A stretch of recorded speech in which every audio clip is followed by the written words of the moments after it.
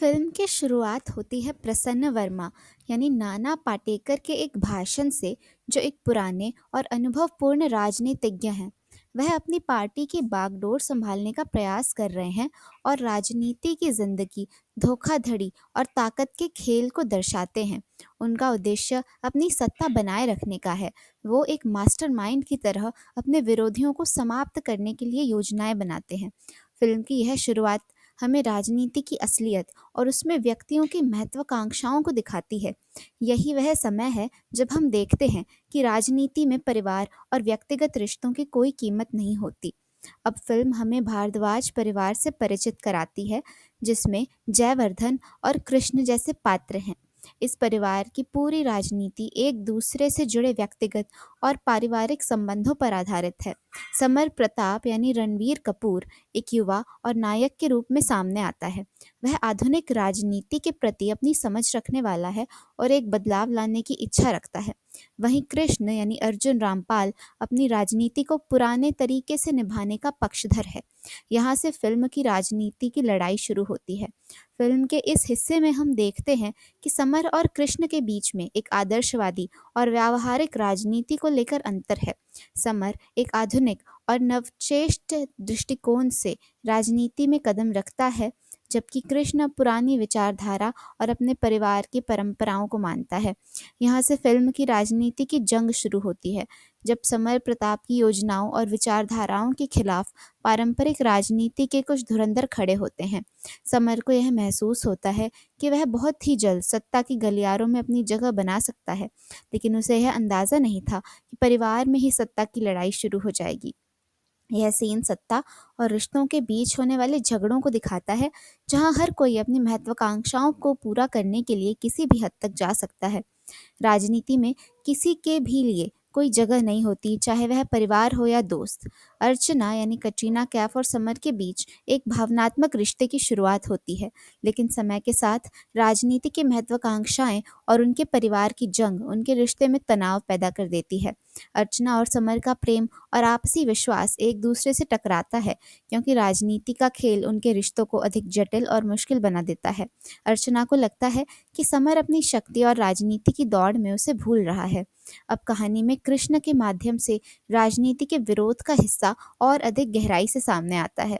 कृष्ण के साथ कृष्ण की पत्नी और अन्य महत्वपूर्ण पात्र किरण भी राजनीति के इस संघर्ष में शामिल होते हैं। कृष्ण और उनके परिवार के खिलाफ विपक्षी दल एक और कड़ी चाल चलने की योजना बनाते हैं, जो समर को और भी चुनौतीपूर्ण स्थिति में डाल देता है। यहाँ फिल्म का एक अहम मोड़ आता है, जब समर और कृष्ण के परिवारों के बीच एक बड़ा संघर्ष शुरू होता है। समर को कृष्ण की सच्ची सियासी लड़ाई का सामना करना पड़ता है। दोनों के बीच की खाई अब पूरी तरह स्पष्ट हो जाती है, और यह संघर्ष केवल पारिवारिक नहीं, बल्कि सत्ता की भी लड़ाई बन जाता है। समर को यह एहसास होता है कि उसके फैसले और रणनीतियां पारिवारिक हितों को नुकसान पहुंचा सकती हैं। अब वह समझता है कि राजनीति में सफलता पाने के लिए अपनों का साथ छोड़ना पड़ता है।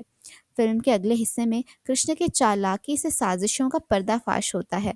कृष्ण ने अपनी सत्ता को मजबूत बनाने के लिए कई कदम उठाए हैं, लेकिन समर अब उनके खिलाफ खड़ा हो जाता है। कृष्ण और समर के बीच सियासी संघर्ष और भी तीव्र हो जाता है, और इसके साथ ही परिवार में दरारें और गहरी हो जाती हैं। कृष्ण का उद्देश्य सिर्फ सत्ता हासिल करना है, जबकि समर का उद्देश्य समाज की भलाई और सुधार है। सिर्फ राजनीतिक महत्वाकांक्षाएं ही नहीं, बल्कि व्यक्तिगत एहसास और भावना भी संघर्ष को और बढ़ा देती है। समर और कृष्ण के बीच केवल शक्ति की जंग नहीं, बल्कि व्यक्तिगत बदला लेने की भावना भी आ जाती है। समर अब पूरी तरह से राजनीतिक दल के खिलाफ खड़ा हो जाता है और अपने परिवार को बचाने के लिए हर संभव प्रयास करता है। फिल्म का बड़ा क्लाइमैक्स आता है, जहां सभी पात्र अपने अपने रास्तों पर होते हैं। समर को अपने ही परिवार और दोस्तों से विश्वासघात मिलता है। फिल्म में कुछ त्रासदीपूर्ण घटनाएं हैं, जो सियासी खेल के परिणाम स्वरूप होती हैं। समर की दुविधा और परिवार का टूटना उसे यह एहसास दिलाता है कि राजनीति में जीत का कोई निश्चित तरीका नहीं है। अंतिम सीन में समर अपने दुश्मनों को हराकर जीत जाता है। यह विजय शांति या संतोष नहीं लाती। समर की सियासत की जंग उसे कभी खुश नहीं कर पाती, क्योंकि उसने अपने प्रियजनों और रिश्तों को खो दिया है। फिल्म के अंत में समर के चेहरे पर ताजगी की बजाय शांति की तलाश दिखती है, और वह समझता है कि सत्ता से अधिक महत्वपूर्ण चीजें भी होती हैं, जैसे मानवीय संबंध। राजनीति एक ऐसी फिल्म है जो राजनीति की दुनिया की गहरी और जटिलताएं दिखाती है। यह फिल्म केवल सत्ता और युद्ध की कहानी नहीं, बल्कि मनुष्य के जज्बातों, रिश्तों और महत्वाकांक्षाओं का भी चित्रण करती है। फिल्म में अजय देवगन, रणबीर कपूर, कटरीना कैफ और अन्य कलाकारों के जबरदस्त अभिनय ने इसे एक संजीदा और प्रभावशाली राजनीतिक ड्रामा बनाया है। राजनीति को महाभारत के आधुनिक रूप में देखा जा सकता है, जहां हर व्यक्ति अपनी भूमिका निभाता है और अंत में उनके निर्णय उनके व्यक्तिगत और अपने समाज के लिए महत्वपूर्ण संदेश छोड़ जाते हैं। Thanks for watching. Please like the video और चैनल सब्सक्राइब करें।